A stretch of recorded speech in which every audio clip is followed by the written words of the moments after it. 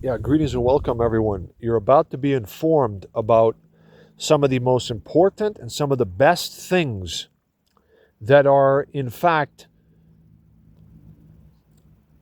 part of our everyday lives that make a very positive difference and that bring great benefit, even such benefits that can potentially lead to us all living in a perfect world, or shall we say, a peaceful and a collectively secure world, even in accordance with the most noble aspirations of man as set forth in the UN Charter, and also specifically and simply expressed and magnificently expressed within the Universal Declaration of Human Rights, or UN Resolution 217A.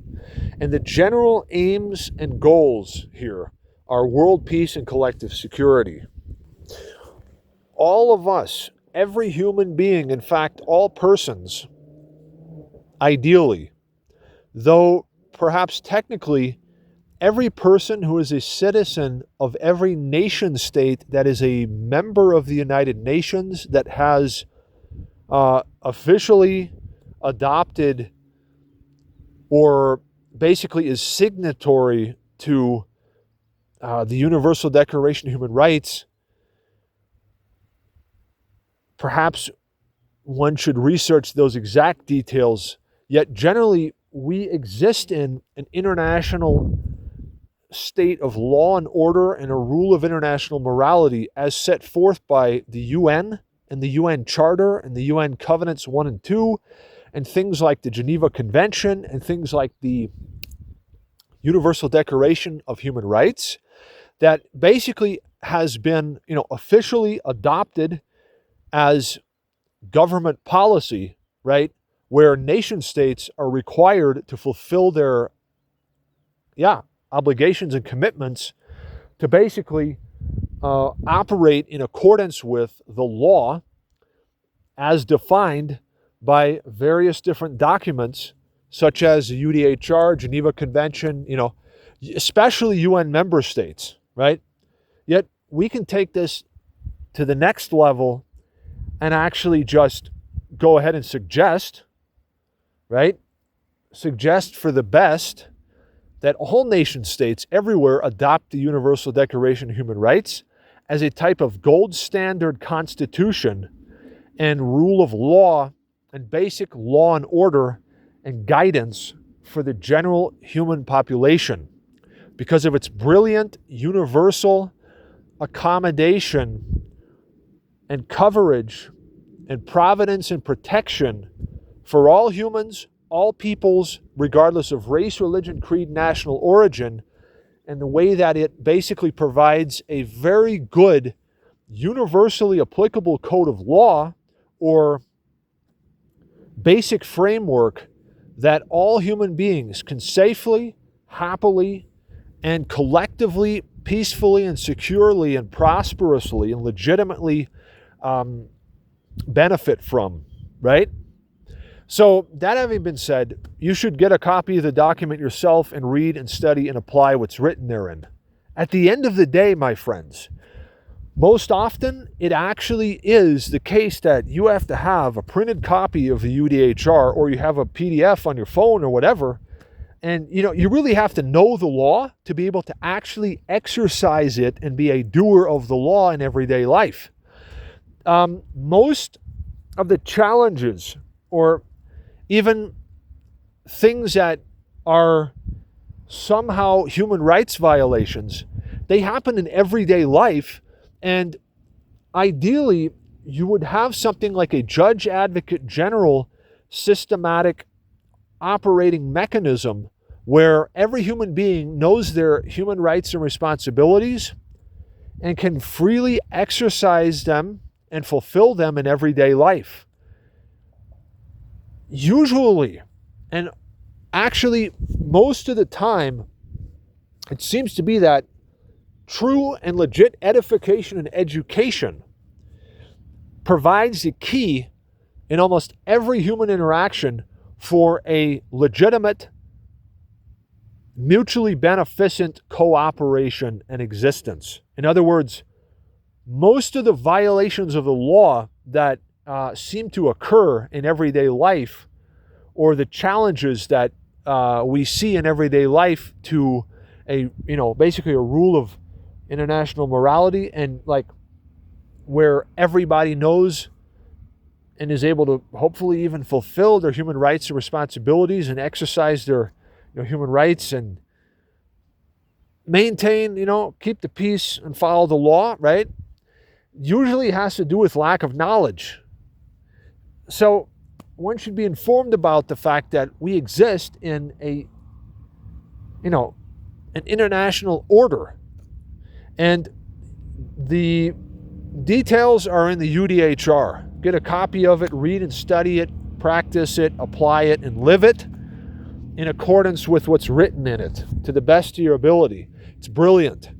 Now, that being the case, in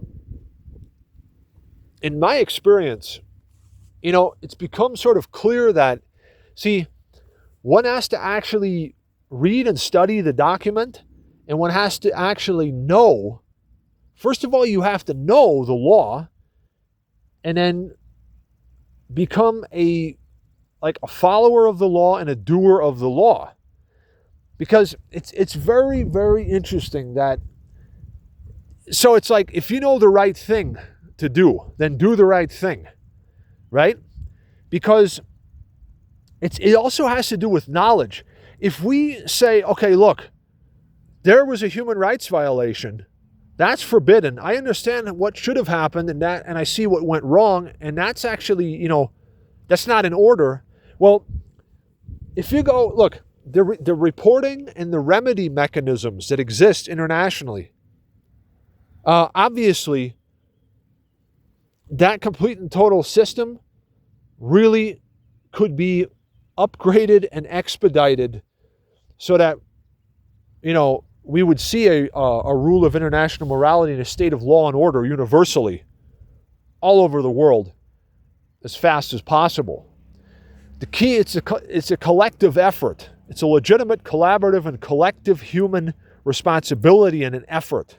Because, see, if I see something that's wrong, right, and I know what the right thing is, the legitimate remedy is, and I can actually apply that in accordance with the law, just become a doer of the law in a legitimate capacity, instead of having to wait for somebody else to fix it, okay?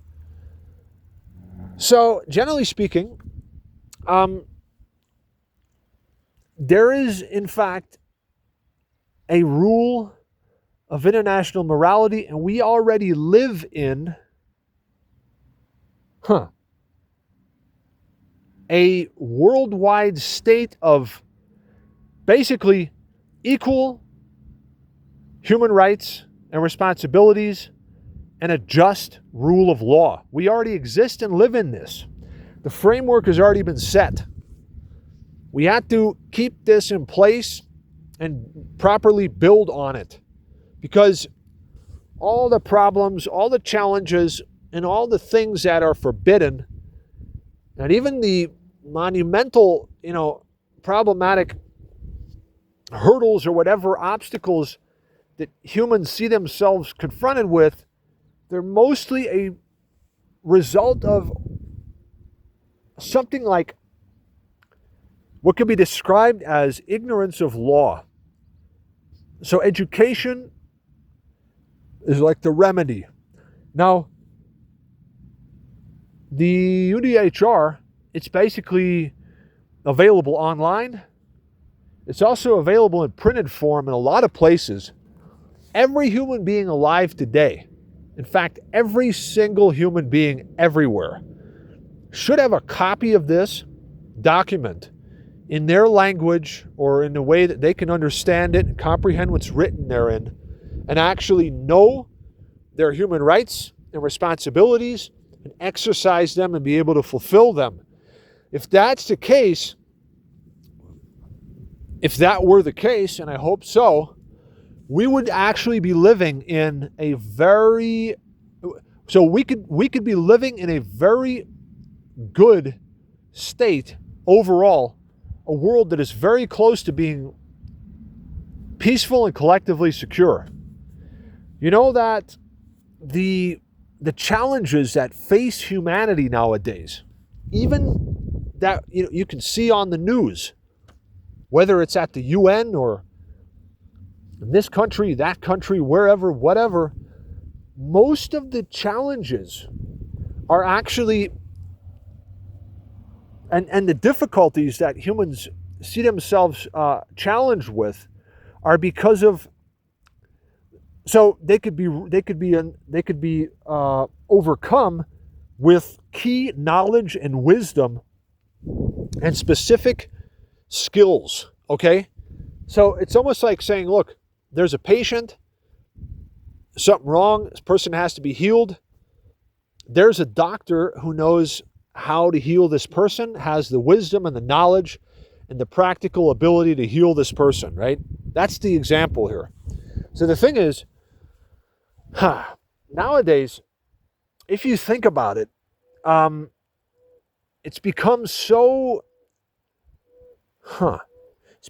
complicated in the world that there's like a civic responsibility to see to it that a rule of international morality and a just state of existence is basically increasingly brought into existence for us all. It's like an individual responsibility and a collective responsibility, actually. Because, see,